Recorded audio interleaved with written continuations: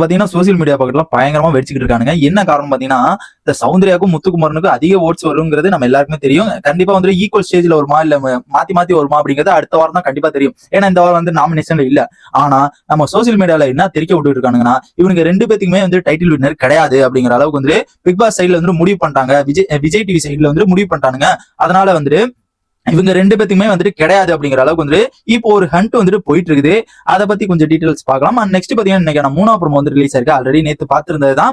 And அதே வந்துட்டு இப்பயும் கொஞ்சம் உங்களுக்கு டீடைல்ஸா சொல்றேன். பாதி பேர் பார்க்காம இருந்திருப்பீங்க. என்ன காரணம் பாத்தீங்கன்னா, ஏன்டா வந்து டைட்டில் வின்னர் வந்து சௌந்தர்யாக்கும் முத்துக்குமாருக்கும் தானே அதிக ஓட்டு இருக்கு, ஏன் உங்களுக்கு கொடுக்க மாட்டேங்கிறீங்க அப்படிங்கிற மாதிரி வந்துட்டு சொல்றாங்க. அதுக்கு முன்னாடி இந்த ப்ரோமோ 3வது பார்த்துட்டு வந்துடலாம். அதுக்கப்புறம் தான் உங்களுக்கு கண்டிப்பா வந்து தெரியும்.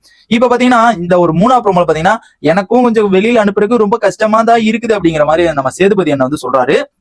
சரி, ஓகே, லாஸ்ட் டைம்ல கஷ்டமா தான் இருக்கும். கண்டிப்பா வந்துட்டு யாரா இருந்தாலும் யாருக்கா இருந்தாலும் கஷ்டமா தான் இருக்கும். கமல் சாரே வந்தாலும் அங்க வந்துட்டு ஐயோ அப்படியே எப்படி ஸ்மைல் போட்டு அழகா வந்து சந்தோஷமாலாம் அனுப்ப மாட்டாரு. ஏதோ ஒரு கஷ்டத்துல தான் அனுப்புவாரு. பாவம் இவ்வளவு தூரம் வந்துட்டாங்க, இவங்க இருந்து போகும்போது வந்துட்டு ரொம்ப கஷ்டமா தான் இருக்கும். சரி, சேதுபதி என்ன வந்துட்டு சொல்றாரு, ஓகே ஏத்துக்கலாம். ஆனா இருந்தாலும் அதுக்கப்புறம் வந்துட்டு சொல்றாரு பாருங்க, இதுல இருந்து நீங்க வந்து ஒரு ஃபைனலுக்கு வந்துட்டு ஜெயிச்சுட்டு போறீங்க அப்படிங்கிற மாதிரி நினைச்சுக்கங்க அப்படிங்கிற மாதிரி சொல்றாங்க. எங்க நினைக்க விடுறீங்க, ஜெயிக்கவே விடலையே, எல்லாம் ப்ராடக்டா வச்சு உள்ள கொண்டு வரீங்க. ப்ராடக்ட் தான் வச்சு ஜெயிக்கணும் அப்படிங்கறது நினைக்கிறீங்க. ப்ராடக்ட வச்சு நீங்க என்ன வேணா பண்ணுங்க, ஆனா எங்களை எதுக்கு விளையாட கூப்பிடுறீங்க அப்படிங்கிறது தான் என்னோட டவுட்.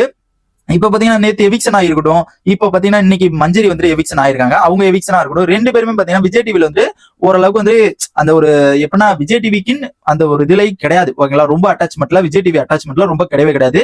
அதை தவிர வந்து மத்த இதுல தான் வந்துட்டு அட்டாச்மெண்ட் இருக்கு. இங்க ஒரு 25% மட்டும் தான் வந்துட்டு அட்டாச்மெண்ட் இருக்கு. மிச்சம் உள்ளுக்குள்ள இருக்க நம்ம சௌந்தர்யாவும் 25% தான் அட்டாச்மெண்ட்ல இருக்காங்க.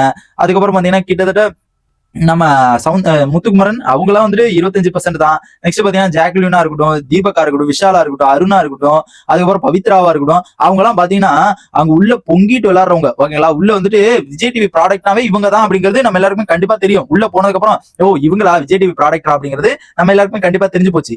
இவனுங்களை தான் எவனாச்சும் ஜெயிக்க வைக்கணுங்கிறத ஆல்ரெடி முடிவு பண்ணிட்டானுங்க. இப்ப அந்த ஒரு இதுலதான் நடந்துகிட்டே இருக்குது. அதனாலதான் 2 வாரமா ஒரு தலைவரை போட்டு பிரின்னு பிரிச்சுட்டு இருக்காங்க நம்ம முத்துக்குமாரனை. தேவையில்லாத இதுக்கெல்லாம் வந்துட்டு சின்ன ஒரு பிரச்சனை இதெல்லாம் பேசணுங்கிற அவசியமே கிடையாது. ஆனா பிரின்னு பிரிச்சுட்டு இருந்தாங்க போன வாரம்லாம். அதுக்கப்புறம் பாத்தீங்கன்னா சௌந்தர்யாவும் பாத்தீங்கன்னா ஒரு இந்த வாரம் இல்லாம போன வாரம் அதுக்கு முன்னால வந்துட்டு அங்க வந்து செம்ம அடி விழுந்துச்சு. ஓட்டிங்கே வந்துட்டு கம்மியா ஆச்சு. இப்பயும் பாத்தீங்கன்னா இந்த வாரம் வந்துட்டு ஒரு சௌந்தர்யாக்கு ஒரு ரோஸ்டிங் இருக்குது அப்படிங்கிற மாதிரி வந்துட்டு ஒரு நியூஸ் வந்து ஸ்ப்ரெட் ஆயிட்டு இருக்கு சண்டேக்கு. அண்ட் இதை பார்க்கும்போது எனக்கு என்ன தோணுதுன்னா, இவனுங்க விஜய் டிவி ப்ராடக்ட் வச்சு டைட்டில் வின்னர் கொடுக்கணும்னா தயவு செஞ்சு வந்து கொடுத்துருங்கடா. ஏன்டா அப்புறம் எல்லாத்தையும் வந்துட்டு ஒரு சாதிக்கணும்னு நினைக்கிறானுங்க.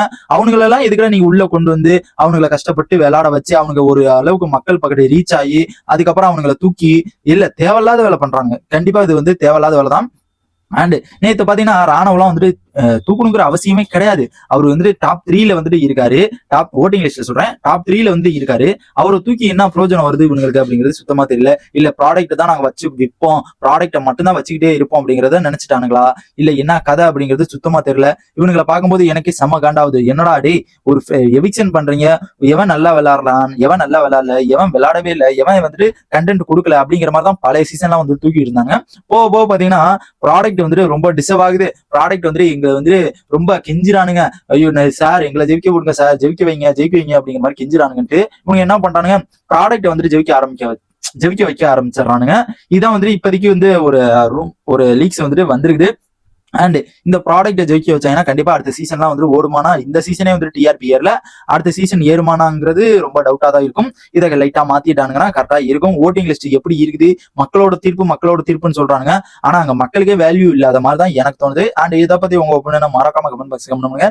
இந்த வாரம் வந்து 2 எவிக்ஷன் நடந்திருக்கு, அதை பத்தி உங்க ஒப்பீனியனை செக் பண்ணுங்க.